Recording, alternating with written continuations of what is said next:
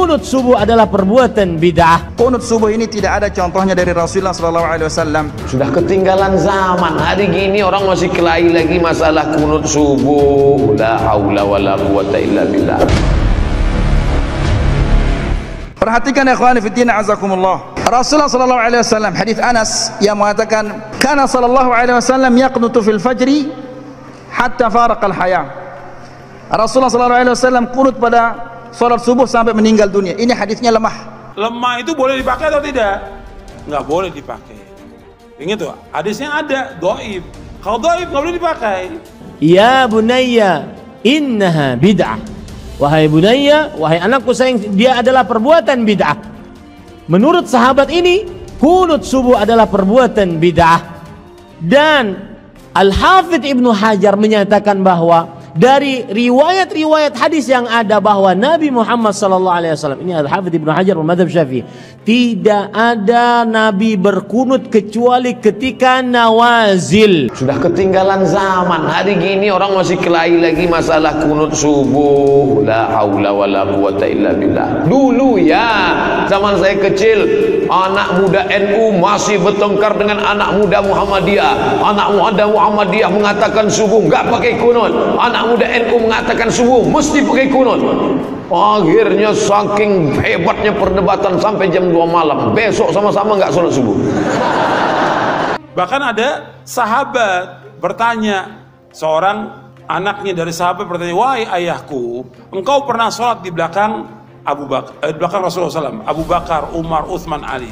Apakah mereka kunut subuh?" Dijawab oleh bapaknya, "Ai bunayya muhdatsun." Wahai anakku, kunut subuh itu muhdats. Apa makna muhdats? Bid'ah. Bahkan lebih tegas lagi di Sunan Nasa'i dijelaskan, "Ai bunayya bid'atun." Wahai anakku, kunut subuh itu bid'ah. Yang mengatakan kunut subuh bid'ah itu sahabat, bukan ulama.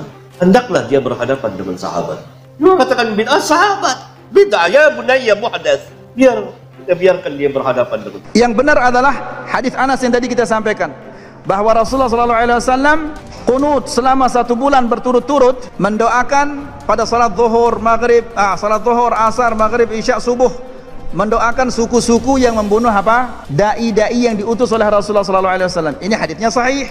Kemudian coba kita pikirkan, seandainya Rasulullah SAW kunut setiap subuh sampai meninggal dunia, ya, pasti makmum yang di belakang ini akan menghafal doa-doanya itu. Tidak mungkin Rasulullah mengangkat tangannya kemudian berdoa dengan suara yang jahar, diangkat tangannya dengan suara yang jahar lalu tidak dihafal oleh makmum-makmumnya. Tidak mungkin.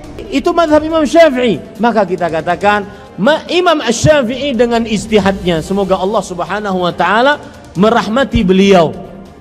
Dan permasalahan kunut subuh atau tidak kunut subuh adalah permasalahan khilaf ijtihadiyah mu'tabar.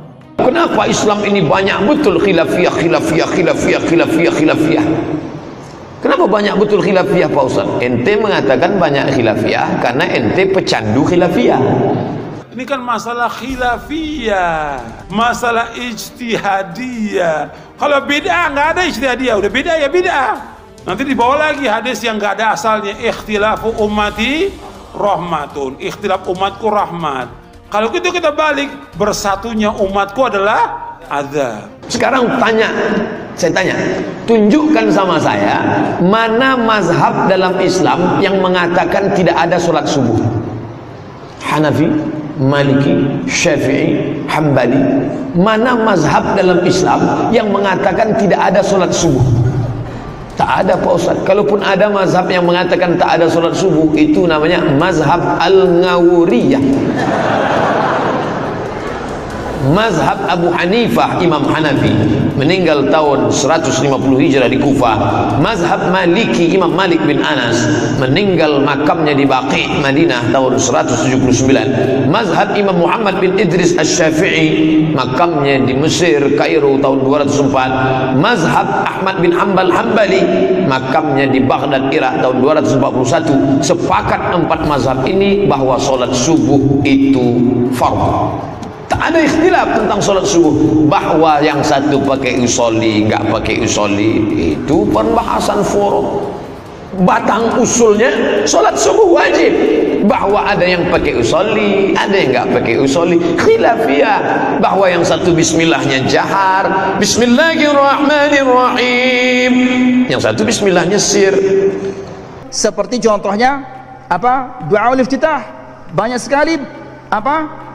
Bentuk-bentuknya. Demikian juga kalau seandainya Rasulullah SAW setiap hari dia qunut subuh, pasti doanya itu bervariasi, berbeda-beda. Kalau itu terjadi, pasti sahabat-sahabat yang meriwayatkannya kepada kita banyak.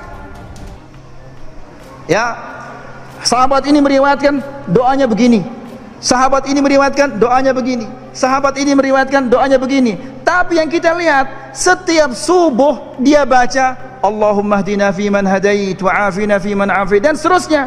Ini bukan doa qunut subuh, ini adalah doa qunut witir.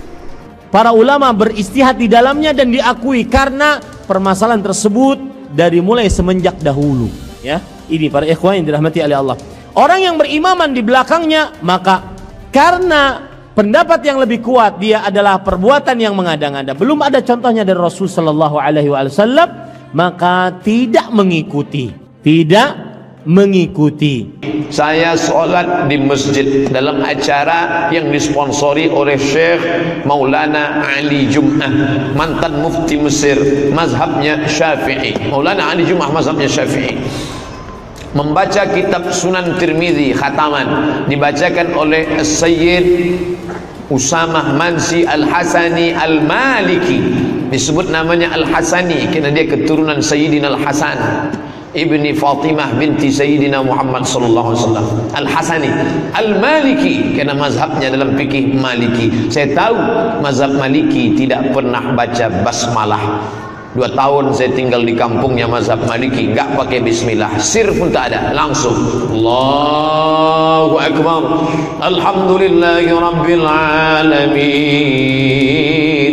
ar-rahmanir rahim.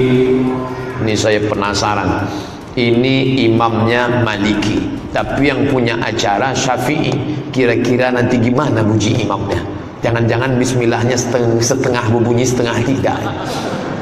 Begitu Syekh Sayyid Usamah Mansi Al-Hasani Al-Maliki maju ke depan solat maghrib, dia baca Allahu Akbar, bismillahirrahmanirrahim, alhamdulillahi rabbil alamin.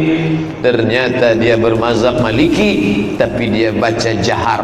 Kenapa? Karena dia tahu yang punya acara Syafi'i dan jamaahnya Syafi'i. Ini bukan masalah benar dan salah, tapi ini masalah etika dakwah dan etika berikhtilaf mazhab. Mengapa kita susah bersatu?